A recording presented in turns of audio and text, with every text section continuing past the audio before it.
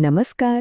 આજે આપણે એક એવી કહાણી સાંભળીશું જે માત્ર પ્રેરણા જ નથી આપતી પણ આપણને એ સમયમાં પાછા લઈ જાય છે જ્યારે જિંદગી ખૂબ જ અલગ હતી. જરા વિચારો, વર્ષ હતું 1970. માણાવદરની એક કપાસની મિલ.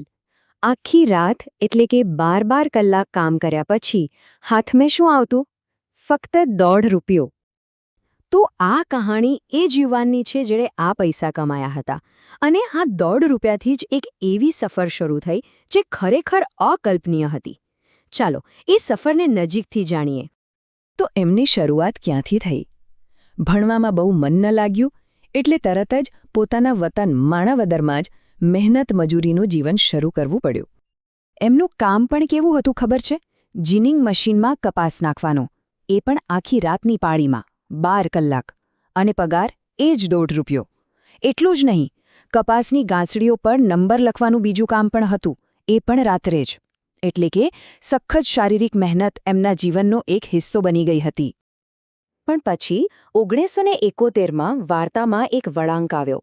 ઘરેથી એક પત્ર આવ્યો અને એની સાથે આવી એક તક. એક એવી તક જે એમના જીવનને એક નવી જ દિશા આપવાની હતી. અને બસ એ તક માટે એમણે પહેલી લાંબી એકલ મુસાફરી શરૂ કરી.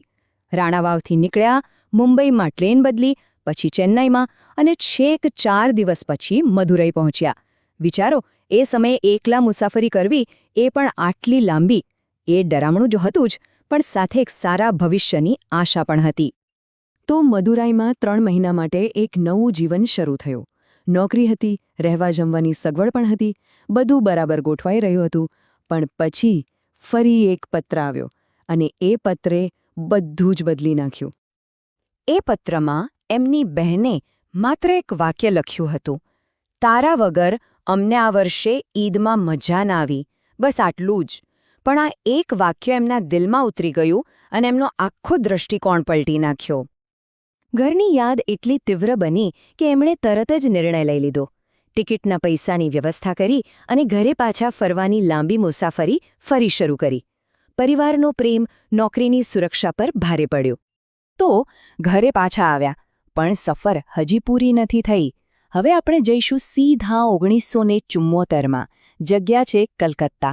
એક એવું શહેર જ્યાં એક નવો અને કદાચ સૌથી મોટો પડકાર એમની રાહ જોઈ રહ્યો હતો.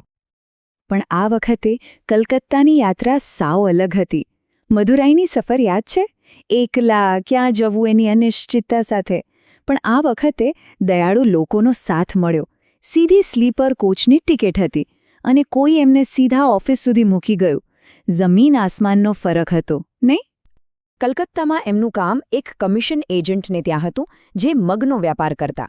અને કામ એટલે બધું જ. રેલવે યાર્ડમાં જઈને માલ ઉતારવાથી માંડીને ઓફિસમાં હિસાબ કિતાબ રાખવા સુધી.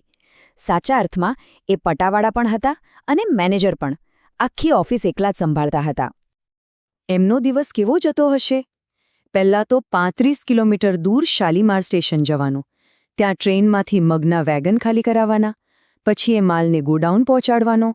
ત્યાંથી સેમ્પલ લઈને પાછા બજારની ઓફિસે આવવાનું.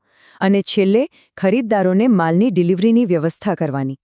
આખું શહેર ખૂંદી વળતા હતા રોજ. વિચારો, રેલવે યાર્ડથી લઈને ગ્રાહકને બિલ આપવા સુધીની આખી પ્રક્રિયા એક જ વ્યક્તિના હાથમાં. આ એમના માલિકનો એમના પરનો અતૂટ વિશ્વાસ બતાવે છે અને સાથે જ એમની પોતાની કાબેલિયત પણ. આટલી બધી મહેનત પછી રજાના દિવસે શું? રવિવારે સાંજે જ્યારે ઓફિસનું રસોડું બંધ હોય ત્યારે એમને મળતા હતા $5. અને એ $5માં શું થતું? એક ગરમાગરમ ભોજન અને એક ફિલ્મની ટિકિટ. આખા અઠવાડિયાના થાક પછી આ નાનકડો આનંદ એમના માટે અમૂલ્ય હતો. એક નાનકડો પણ ખૂબ જ વહાલો વિરામ.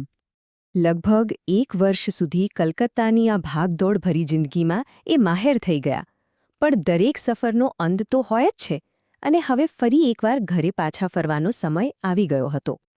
તો ચાલો આખી યાત્રા પર એક નજર નાખીએ. શરૂઆત થઈ માણાવદરની સખત મહેનતથી. પછી મદુરાઈમાં ઘરથી દૂર રહેવાનો અને ઘરની યાદનો પહેલો અનુભવ થયો. કલકત્તામાં જવાબદારી અને આત્મનિર્ભરતાની ઊંચાઈને પહોંચ્યા. અને અંતે આ બધું શીખીને ઘર વાપસી.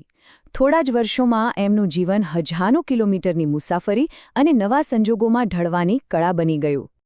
1 વર્ષ, 3 અલગ-અલગ શહેરો, હજારો કિલોમીટરની મુસાફરી. આવી યાત્રા કોઈપણ વ્યક્તિના વ્યક્તિત્વને કેવું ઘડતર આપતી હશે? આ કહાણી માત્ર મુસાફરીની નથી. આ કહાણી છે મુશ્કેલીઓમાંથી પેદા થતી હિંમતની, જવાબદારી નિભાવવાની ક્ષમતાની અને એક મજબૂત ચારિત્ર્યના નિર્માણની. આ વાર્તા આપણને એ વિચારવા પર મજબૂર કરે છે કે આપણી પોતાના જીવનયાત્રાના સંઘર્ષો આપણને શું શીખવી રહ્યા છે.